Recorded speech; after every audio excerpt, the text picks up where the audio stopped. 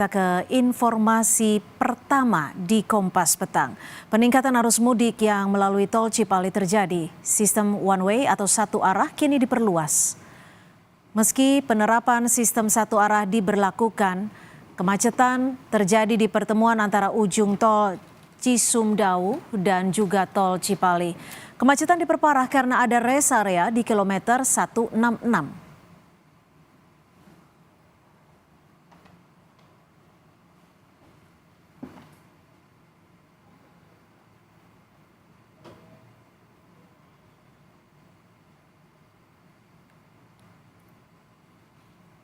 Untuk mencegah kemacetan, one way atau sistem satu arah sedang diberlakukan di kilometer 70 hingga kilometer 210 tol Cipali siang tadi. Awalnya sistem satu arah hanya diberlakukan sampai kilometer 188. Namun untuk mengurai kepadatan karena terjadi peningkatan arus mudik, maka sistem satu arah di tol Cipali diperluas.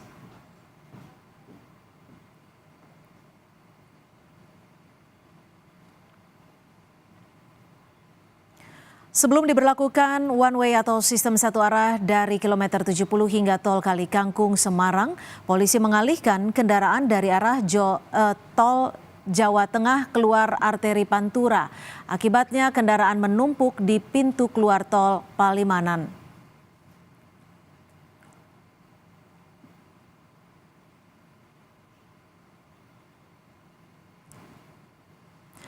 Arus lalu lintas di tol Cipali Subang, tepatnya di kilometer 110 pada Kamis siang mengalami kemacetan meski sempat terurai.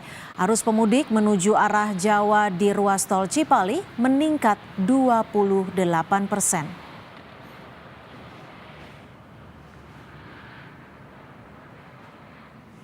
Untuk mengetahui situasi terkini arus mudik di kilometer 110 tol Cipali, sudah ada jurnalis Kompas TV Henry Irawan. Henry, apakah masih terjadi penumpukan arus mudik di lokasi Anda saat ini melaporkan, Henry? Ya baik Cynthia dan juga saudara, sore ini kondisi arus lalu lintas di ruas tol Cipali dari arah Jakarta menuju Cirebon maksud kami terpantau ramai lancar di kedua jalur pasca dilakukan one way di kilometer 70 atau gerbang tol Cikatama hingga kilometer 188 Cirebon.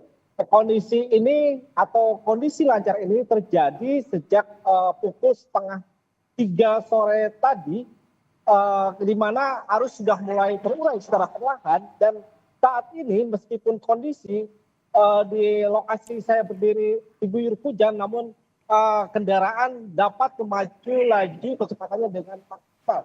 Untuk kepadatan sendiri terjadi sejak Kamis dini hari hingga siang tadi, bahkan beberapa saat atau beberapa kali kendaraan yang melaju di ruas tol Cipali ini sempat tersendat karena memang peningkatan arus pemudik yang memutuskan untuk pulang hari ini ke kampung halamannya masing-masing. Cynthia.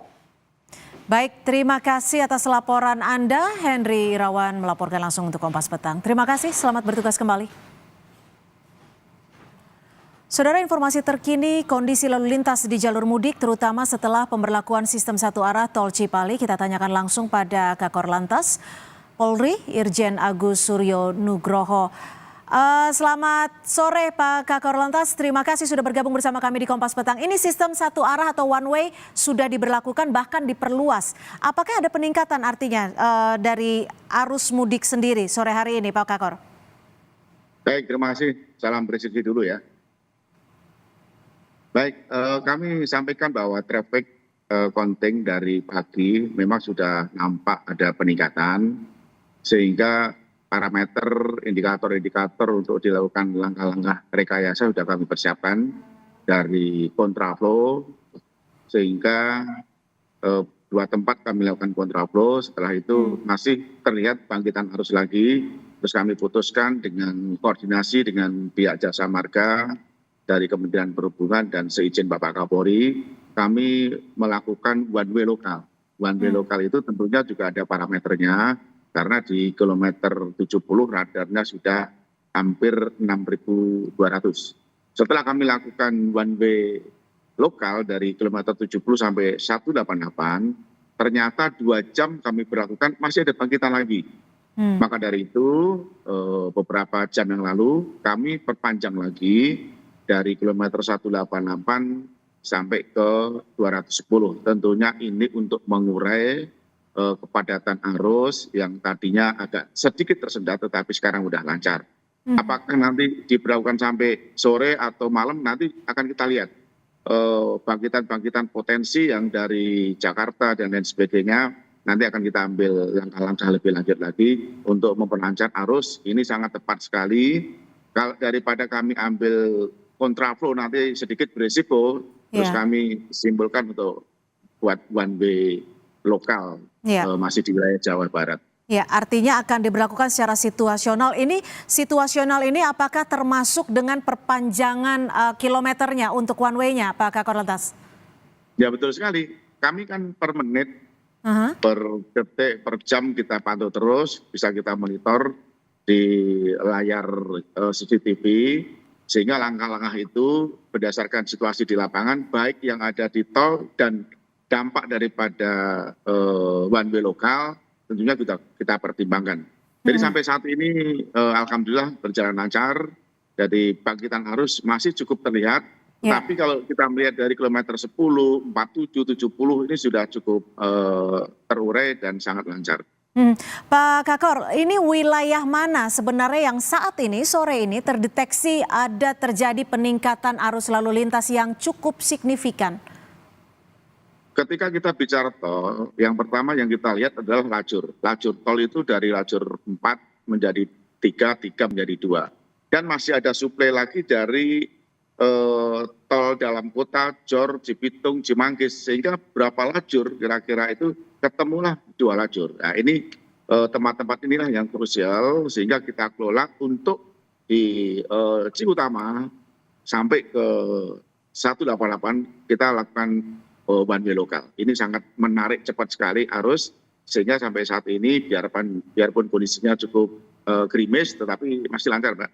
Dan alhamdulillah belum ada kejadian yang menonjol. Moga-moga tidak ada kejadian yang menonjol. Lalu selain sistem satu arah atau one way, antisipasi apa lagi yang sudah disiagakan untuk mencegah adanya kemacetan panjang? Karena kita tahu bahwa besok ya menjadi puncak arus mudik. Prediksinya besok, Pak, dari H-3 mungkin akan kami berlakukan one way nasional. Tetapi hari ini juga kami juga agak kaget tadi pagi-pagi sudah bangkitan arus cukup tinggi.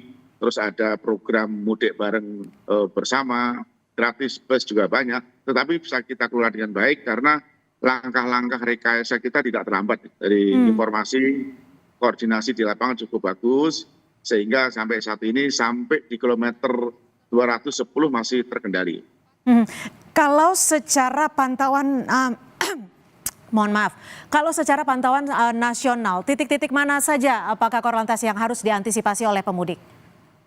Semua hampir titik kita menjadikan perhatian. Khusus di tol, di kilometer 47 terjadi bottleneck, di kilometer 69 juga demikian, terus dari gerbang di kilometer 70 sampai di kilometer 188 itu juga dobraknya agak kecil sampai 210 ini menjadi perhatian semuanya. Sehingga ini bisa kita kelola karena di samping tol juga kita harus melihat beban yang berada di non tol juga, yang di arteri juga kami sudah perintahkan Pak Dirlantas, Kapolres, Kasarlantas agar dikelola betul sehingga jalur yang menuju ke Transjawa dan jalur yang akan ke Jakarta semua terkelola dengan baik. Kalau jalur Jawa, Pulau Jawa menjadi salah satu titik yang menjadi perhatian di mudik Lebaran tahun ini, lalu bagaimana dengan Pulau Sumatera dan wilayah-wilayah lainnya, Pak Kakor? Semuanya kita update ya. Jadi sampai saat ini yang keluar Jakarta itu hampir 955.923. Yang menuju ke arah Merak itu 29,7, termasuk juga yang menuju ke Cikampek arah Transjawa juga terdata ada 60%.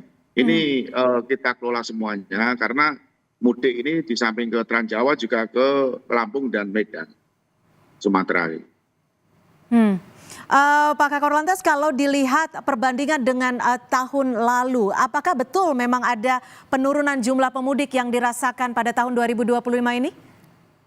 Kalau dari data memang betul, tetapi persoalannya tahun ini kan pemerintah sikap untuk mengambil kebijakan ya. Contohnya work from anywhere. Dari belum operasi saja itu sudah banyak sekali pemudik yang sudah melakukan perjalanan. Yang kedua, kenapa lancar? Kenapa padat tetapi masih mengalir?